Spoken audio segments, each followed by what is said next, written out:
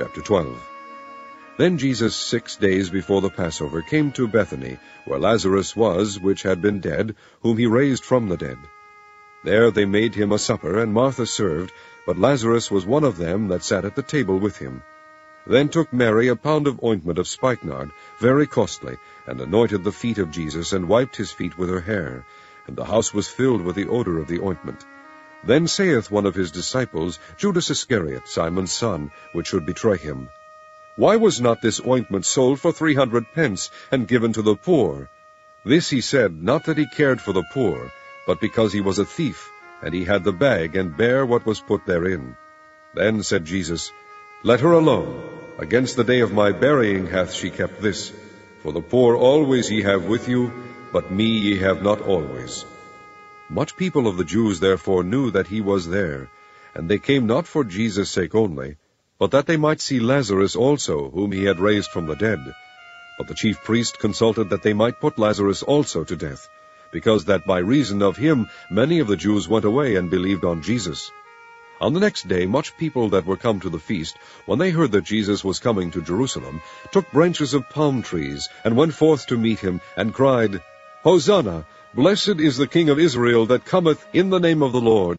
And Jesus, when he had found a young ass, sat thereon, as it is written, Fear not, daughter of Zion, behold, thy king cometh, sitting on an ass's colt. These things understood not his disciples at the first, but when Jesus was glorified, then remembered they that these things were written of him, that they had done these things unto him. The people therefore that was with him, when he called Lazarus out of his grave, and raised him from the dead, bear record. For this cause the people also met him, for that they heard that he had done this miracle. The Pharisees therefore said among themselves, Perceive ye how ye prevail nothing? Behold, the world is gone after him. And there were certain Greeks among them that came up to worship at the feast. The same came therefore to Philip, which was of Bethsaida, of Galilee, and desired him, saying, Sir, we would see Jesus. Philip cometh and telleth Andrew, and again Andrew and Philip tell Jesus. And Jesus answered them, saying, The hour is come that the Son of Man should be glorified. Verily, verily, I say unto you, except a corn of wheat fall into the ground and die, it abideth alone. But if it die, it bringeth forth much fruit.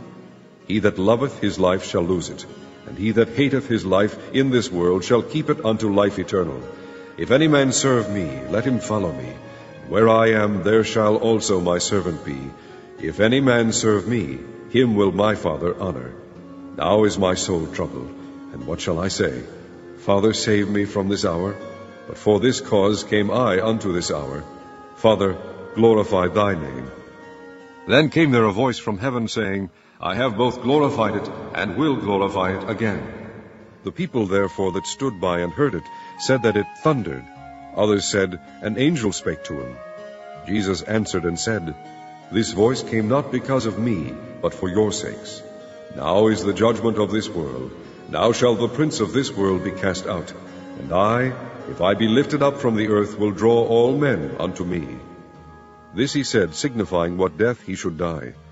The people answered him, We have heard out of the law that Christ abideth forever, and how sayest thou, the Son of Man must be lifted up? Who is this Son of Man? Then Jesus said unto them, Yet a little while is the light with you. Walk while ye have the light, lest darkness come upon you. For he that walketh in darkness knoweth not whither he goeth. While ye have light, believe in the light, that ye may be the children of light. These things spake Jesus, and departed, and did hide himself from them. But though he had done so many miracles before them, yet they believed not on him. That the saying of Esaias the prophet might be fulfilled, which he spake, Lord, who hath believed our report, and to whom hath the arm of the Lord been revealed? Therefore they could not believe, because that Esaias said again, He hath blinded their eyes, and hardened their heart, that they should not see with their eyes, nor understand with their heart, and be converted, and I should heal them. These things said Esaias, when he saw his glory, and spake of him. Nevertheless among the chief rulers also many believed on him, but because of the Pharisees they did not confess him, lest they should be put out of the synagogue, for they loved the praise of men more than the praise of God. Jesus cried and said, He that believeth on me believeth not on me, but on him that sent me. And he that seeth me seeth him that sent me. I am come a light into the world, that whosoever believeth on me should not abide in darkness. And if any man hear my words, and believe not, I judge him not.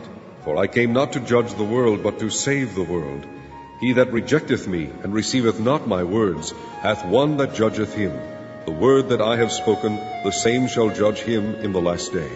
For I have not spoken of myself, but the Father which sent me, he gave me a commandment, what I should say, and what I should speak.